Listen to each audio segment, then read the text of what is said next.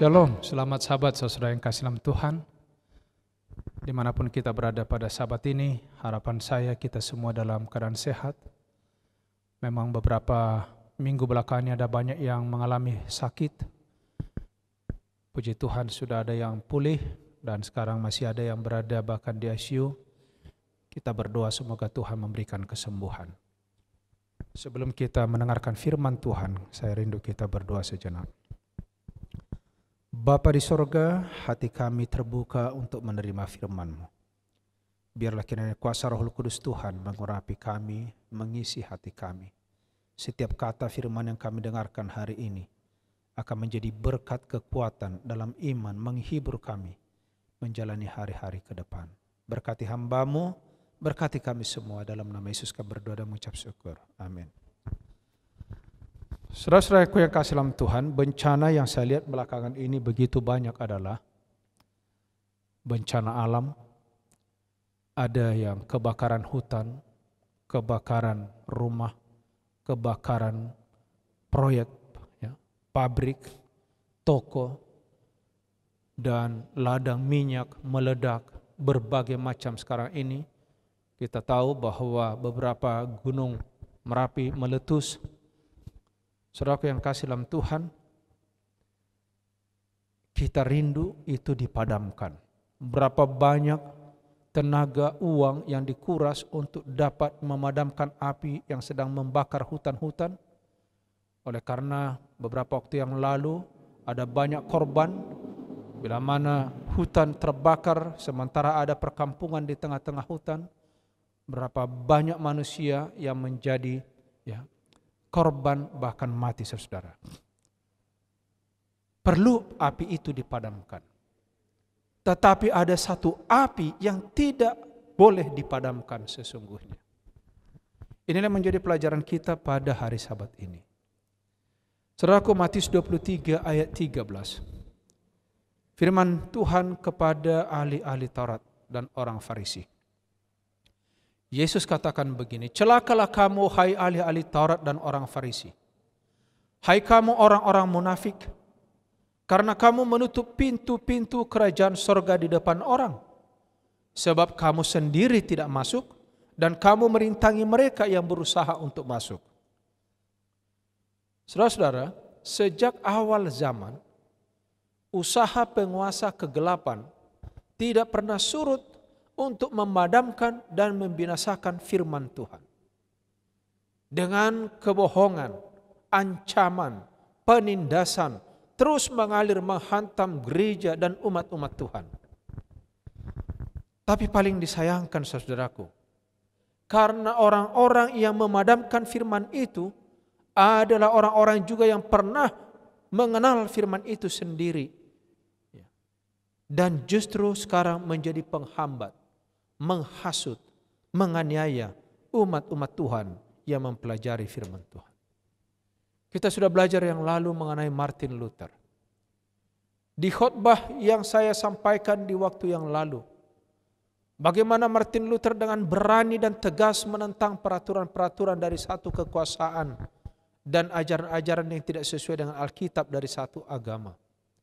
Tulisan-tulisan Luther dengan 95 dalil yang dipakukan di depan pintu gereja di Wittenberg tidak dapat dibantah berdasarkan firman Allah. Saudaraku yang kasih, sama seperti Yesus pada waktu di depan Felix dan Pilatus. Penguasa Saxon telah dengan tegas menyatakan kepada Sri Baginda Kaisar maupun kepada seseorang lain, ditunjukkan bahwa tulisan yang dibawa oleh Luther itu tidak bisa dibantah. Oleh karena itu sesuai dengan firman Tuhan. Saudara-saudaraku yang kasih dalam Tuhan, dari Wittenberg dibawa ke Augsburg, tidak berhasil memadamkan semangat Luther. Dia dibawa ke satu mahkamah di Worms. Pada waktu berita tersiar di Worms bahwa Luther akan menghadap mahkamah, maka terjadilah kegemparan umum sama seperti Yesus waktu dihadapkan kepada pengadilan agama. Alexander utusan Paus kepada siapa kasus ini secara khusus dipercayakan, terkejut dan marah. Ia melihat bahwa akibat semua ini akan membahayakan kepentingan kepemimpinan mereka. Alexander bekerja keras dengan segala kemampuan untuk mewujudkan supaya Luther dihukum. Dengan kegigihannya, ia memberikan desakan kepada para pangeran, kepada para pejabat tinggi gereja, kepada anggota mahkamah yang lain, dengan tuduhan bahwa pembaharu ini adalah penghasut, pemberontak, dan tidak hormat kepada Tuhan.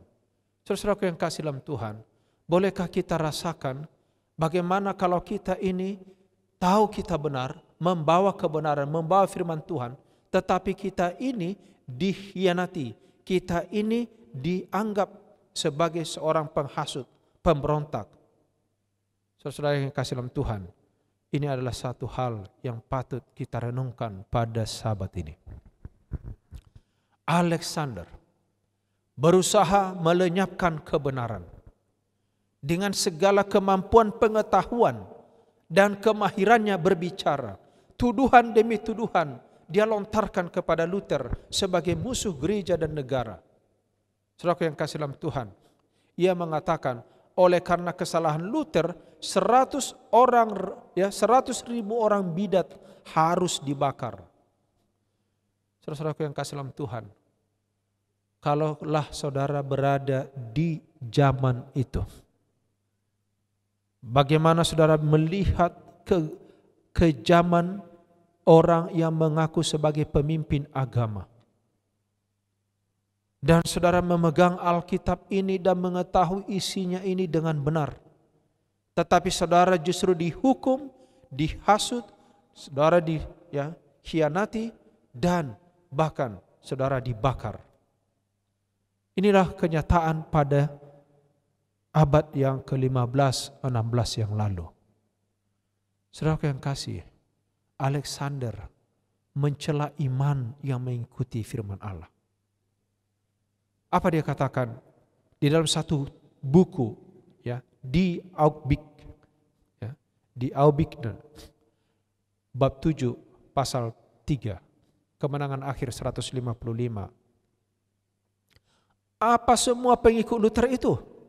Mereka adalah sekelompok guru-guru biadab, imam-imam bejat, biaran-biaran tak bermolar, pengacara-pengacara dungu, dan bangsa-bangsawan hina, dan rakyat biasa yang telah ditipu dan disesatkan. Coba saudara, orang yang menerima firman Tuhan dianggap bejat, dianggap tidak bermoral, dianggap mereka ini adalah orang-orang hina yang ditipu dan disesatkan. Dan itu sering kita dengar, bila mana ada orang dengarkan firman Tuhan ini, lalu dia terima, maka mereka dianggap sebagai orang murtad. Dan inilah argumentasi yang sangat berpengaruh di atas dunia ini. Apa dikatakan? Mereka itu bodoh. Mereka itu ditipu. Betapa gereja kita lebih unggul dalam jumlah dan pengaruh. Mereka melihat kalau itu gereja yang benar, kenapa sedikit? Betapa banyak orang besar dan terpelajar ada di antara kita. Betapa banyak kuasa ada di pihak kita. Saudara-saudaraku, mereka hanya melihat itu. Oh, di sini banyak pejabat, di sini banyak orang hebat, orang kaya. Itu gereja apa? Kecil, sedikit. Tapi saudara-saudara yang kasih dalam Tuhan, walaupun kita di mata dunia ini kecil, sedikit, kita memegang kebenaran. Inilah yang dipertahankan oleh Luther. Yang tidak benar itu kelihatan lebih berkuasa. Saudara-saudara, bila mana kita baca Alkitab kita ini, saya melihat bagaimana dituliskan Mazmur Asaf dalam Mazmur pasal 73. Membandingkan sekarang keadaan orang yang takut akan Tuhan dengan tidak takut akan Tuhan. Saya mau baca kepada kita pergumulan dan pengharapan Mazmur Asaf pasal 73 dari kitab Mazmur. Sesungguhnya Allah itu baik bagi mereka yang tulus hatinya, bagi mereka yang bersih hatinya. Tapi dikatakannya, aku sedikit lagi kakiku terpeleset, nyaris aku tergelincir. Kenapa? Sebab kesakitan, dikatakan di sini, dikatakan, aku cemburu kepada pembual-pembual. Kalau melihat kemujuran orang-orang fasik, Sebab kesakitan tidak ada pada mereka. Sehat gemuk tubuh mereka, tidak mengalami kesusahan. Mereka tidak kena tulah, berkalungkan kecongkakan, berpakaian kekerasan. Hati mereka meluap-luap dengan sangka-sangka.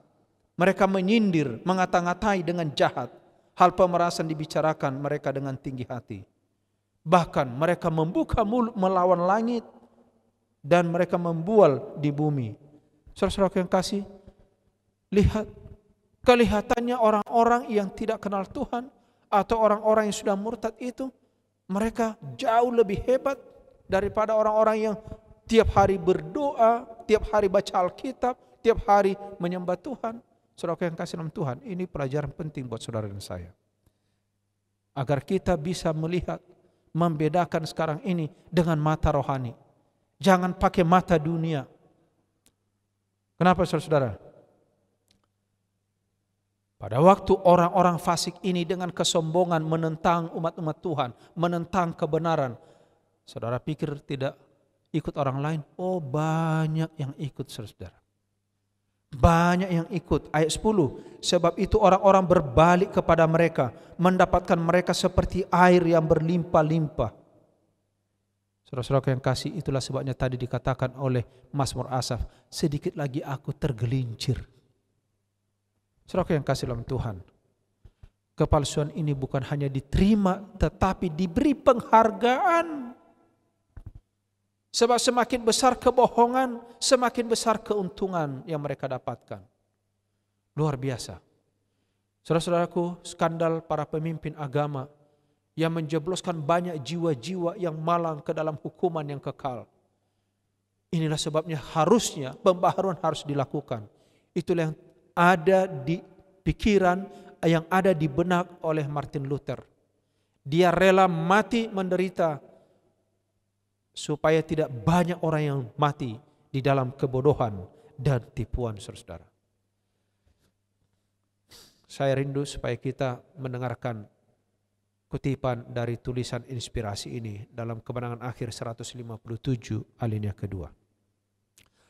Malaikat Allah hadir dalam perjuangan kita. Seandainya mata para peserta musyawarah terbuka, mereka akan melihat para malaikat Allah berada di tengah-tengah mereka memancarkan sinar, menerangi kegelapan, kesalahan dan kepalsuan, serta membuka pikiran dan hati mereka untuk menerima kebenaran. Adalah kuasa kebenaran dan akal budi Allah yang dapat menguasai bahkan lawan-lawan pembaharu. Dengan demikian menyediakan jalan bagi pekerjaan yang besar yang akan dicapai. Sekiranya kita memiliki kerinduan untuk menjadi terang, saudaraku, jangan lupa malaikat ada menyaksikan semua apa yang kita lakukan. Saudaraku yang kasih, ada satu doa yang saya rindu untuk kita dengarkan. Bagaimana menjadi seorang pengikut Tuhan yang penuh perjuangan di dunia ini. Inilah doa Martin Luther. Oh Allah yang kekal dan maha kuasa, betapa mengerikan dunia ini. Lihatlah, ia membuka mulutnya untuk menelan aku, dan tolonglah aku yang kurang percaya ini. Jikalau hanya pada kuasa dunia ini aku menaruh harap, berarti segalanya sudah selesai. Saatku sudah tiba, hukumanku sudah diumumkan. Oh Allahku, tolonglah aku melawan semua kebijaksanaan dunia ini. Tolonglah Tuhan, Engkau sendiri, karena ini bukan pekerjaanku, tetapi pekerjaanmu. Saudara-saudaraku, saya sebelum membaca ini sudah memiliki satu statement di dalam hidup saya. Dan ini saya bagikan kepada orang-orang yang saya sudah layani. Dan saya ulangi kembali bagi kita. Kalau saudara mau sukses, saudara-saudara, di dalam kerohanian, bertemu dengan Tuhan, lakukan pekerjaan Tuhan, biarlah Tuhan yang melakukan pekerjaanmu. Saudara-saudaraku, sekali lagi, lakukan pekerjaan Tuhan, apa yang diperintahkannya, urus urusan Tuhan, maka Tuhan akan mengurus urusanmu. Tidak ada urusanku di sini, kata Martin Luther. Tidak ada yang diperdebatkan dengan pembesar dunia ini. Tetapi ini adalah urusanmu ya Allahku. Urusan kebenaran, urusan kekekalan. Oh Tuhan, tolonglah aku. Engkau telah memilih aku untuk pekerjaan ini. Sekarang aku meminta kepadamu, berdirilah di sampingku. Demi anakmu yang kekasih, Yesus Kristus, yang menjadi pertahananku, perisaiku, dan bentengku yang kuat. Oh luar biasa doa daripada Martin Luther. Saudaraku, dia berani berdiri dan meminta pertolongan Tuhan. Karena apa yang dia sedang lakukan bukan untuk dirinya, tetapi mempertahankan kebenaran firman Allah. Saudara-saudara yang kasih dalam Tuhan, dengan pikiran yang tetap tertuju kepada Allah, Luther sedang mempersiapkan dirinya menghadapi perjuangan yang sedang menghadang. Dari orang-orang yang ingin memadamkan api kebenaran. Ia meletakkan tangan kirinya di atas Alkitab yang terbuka di depannya. Ia mengangkat dengan tangan kanannya ke atas dan berjanji tetap setia kepada Injil. Mengakui imannya dengan bebas walaupun harus memeteraikannya dengan darahnya sendiri. Saudara-saudara yang kasih dalam Tuhan, maukah kita mengangkat tinggi-tinggi firman ini di hadapan manusia? Bukan dirimu, bukan dosa orang yang kau tinggi-tinggikan, saudara. Sangat disayangkan sekarang ini. Banyak orang menguras waktunya, tenaganya, pikirannya hanya untuk memikirkan dosa orang lain. Tapi lupa membicarakan firman ini.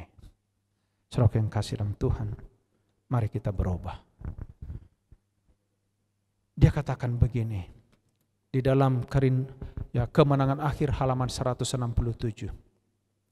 Saya tidak dapat menyerahkan imanku baik kepada paus ataupun kepada konsili ini.